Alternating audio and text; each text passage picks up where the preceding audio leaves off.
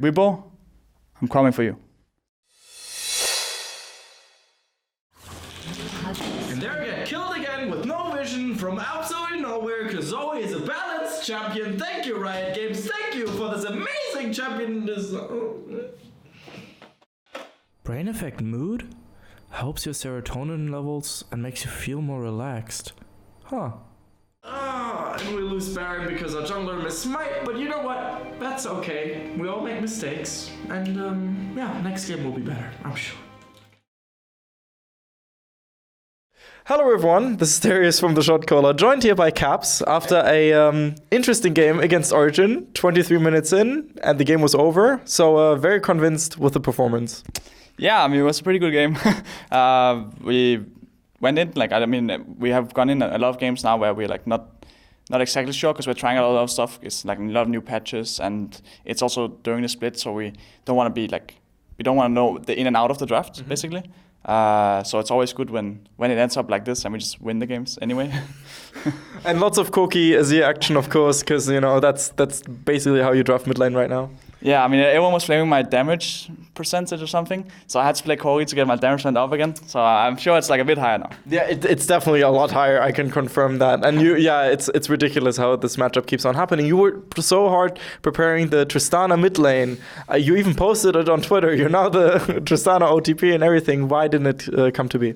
Yeah, I mean, I don't know what to say other than grabs. I mean, honestly, I was looking forward to the Tristana. I was practicing it hard. I even got rank 1 with it. Ooh, okay. But it wasn't meant to be. Maybe tomorrow. Maybe tomorrow. But did you build a level 3, a gold Tristana with 3 items on TFT as well? Because that's the secret, I think. Yeah, I didn't get to try that.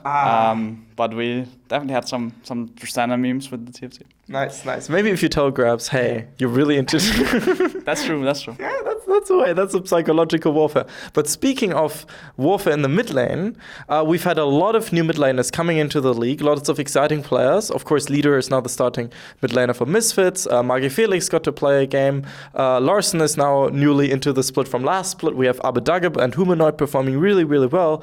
EU Mids, man, they are back. And they're all, of course, trying to best you. Have you looked at your mid lane competition right now, and are you excited about any player in particular? So I mean, that's like 5 rookies, right? I think, if you count last split. Yeah. And I mean, they have different ways of playing. Obviously, like Nemesis and Larssen play like really consistently. They don't really go for too many like aggressive plays. They just like kind of farm up. Yep. And then there's players like Leader and Humanoid, who play maybe like a bit more like me, I would say, where they just like go for every trade, every fight. And I mean, judging which one is better is like really hard, especially when we haven't gotten to see that much of them yet. Especially someone like Leader who only played like 4 or 5 games. Yeah. But it's gonna be fun to see how they match up against each other, especially coming playoffs. At least some of them will make it, right? Yeah. So that's gonna be fun. That's gonna be a lot of fun. Any matchup you particularly enjoyed playing against one of these players? I think like Leader would probably be the funniest, just because. I mean, there's like a lot of things, right? Because like a Leader would be the funniest, I think, just because his champ is really interesting. I think Human has kind of the same champ, except that he also has like the Asia Corgi, which makes it a little bit worse. And then of course, Nemesis is on Fnatic, so that's always a fun matchup. Right. Even if I played against people last time. Yeah, I mean, like those swaps happen from time to time. I mean, Lido could probably say the same thing. You know, he didn't just get to play against you, but against multiple people at one point, and also had to play against Renekton. You know, that was a interesting situation for him. What would you have done in his situation if you had to face Renekton mid in that situation? On what was it, Irelia that he had that way he was playing? Yeah. I mean, what I would do, they ended up lane swapping, right? Yeah. And in that sense, he didn't really play against me. But obviously, if I played the matchup, I mean, I would just like, I would just like probably ask for jungle, right? Yeah. Like they were at Sejuani jungle, so it's not like that's with G2's that week. But obviously that game we got really far ahead really early, so then it just becomes impossible to do anything. Do you think that Magifelix obviously only got to play a single game, but you know he has the whole solo queue experience. He's now got experience against LVP. Do you think that for his very first LEC game, his performance was recommendable as well? So I didn't actually like watch the game because 5 minutes into the game it was like over kinda. I don't know what Winther and Broxer was doing, but it was not very pretty. So I mean I feel like bad for him, right? It was kind of the same situation Sprottle had last split when he was playing with us and we were just ending him. So I mean it feels bad for him. I know a lot of people say like they ended because he's suddenly in, but like people have to understand that that's not how it actually works. Yeah. I mean, sure, if it's actually like some communication thing, but that doesn't matter like that early in the game. And I think they were just trying out something, and obviously the top jungle thing didn't really work out, and then the game is just doomed. So I wouldn't give too much stuff at Magifelix. Yeah, good to know. don't blame Magifelix. I mean, he had a damage chart of like 23,000 damage or something. Of course, he played Corki. Yeah, I mean that's kind of the implication of it all. But when you look at the rest of his team, it's like okay, well, he tried. He tried. That said, there's been a lot of talk, of course. When you look at G2, a lot of people like to point at the team and go, it's this crazy team fighting game and stuff like that. But I've tried to talk with a lot of coaches and analysts, and the one thing that people frequently tell me that people get wrong about G2 is that you guys play very controlled, very calculated for like the first 10, 15 minutes of the game to try to find little advantages. And then once you are 100% certain that you can pounce on those advantages and get the winning plays, then you do them rather than just like jumping on every occasion. Would you say that's accurate? I mean, I think we play many different ways. I think especially during regular season, we feel like we are good enough where we can basically like lock 1-2, trying out stuff. Right. So we're trying out a lot of stuff, and some games we are doing crazy things right from the early game. Sometimes we are waiting for later parts of the game.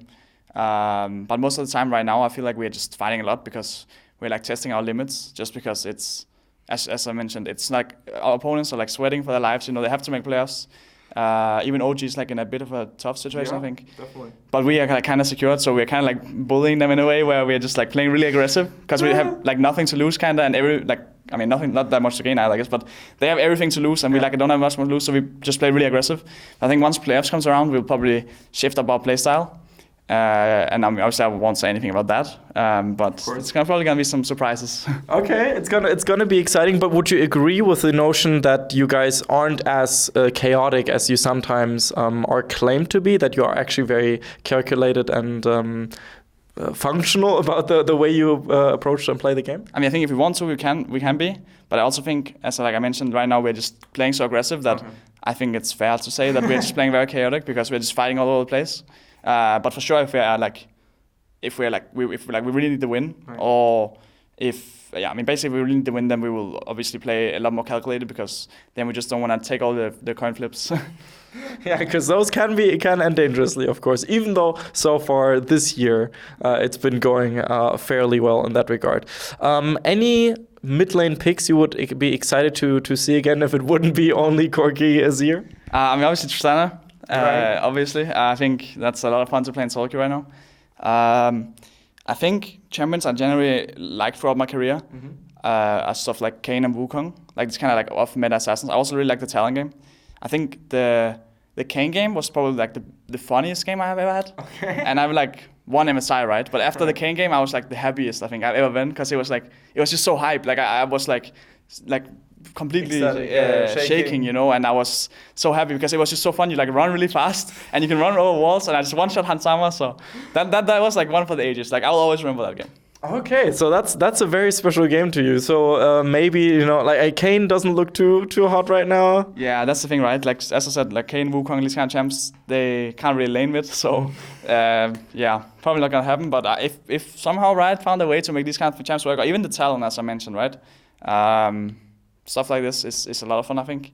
Just things where you have a lot of mobility in the sense, because with Talon, for example, I can go really aggressive and I can always E out or ult out. And same with Wukong, I jump the W out or Yomu's out or Kayn the E as well, right? So things like this where you have a lot of safety, and because you have so much safety, you can go really aggressive. It's a lot of fun. Okay, I would very much enjoy those champions being picked again. Please, Riot, make it happen 100%. Make it happen for Caps.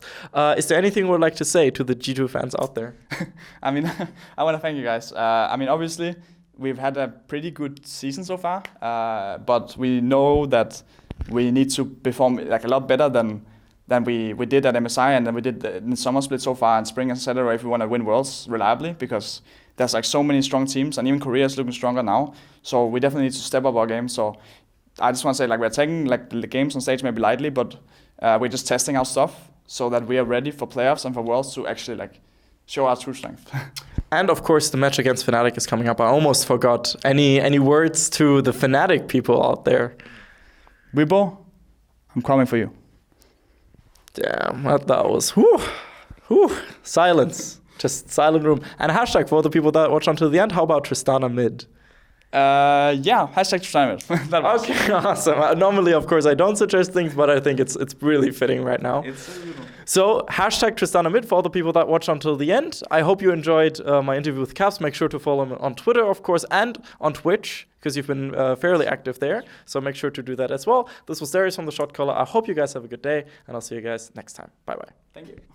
We'd especially like to thank Krzysztof Bujnowicz, Thomas Göttel, Etienne, Erich Althaus, Lukas Legal, Lazy Raven, Lama Vyuta, and Adam Novosviat for your very special support, and of course also all the people whose names you see scrolling past you. Without you guys, we would have closed down probably a while ago. So thank you so much for your help. Thank you.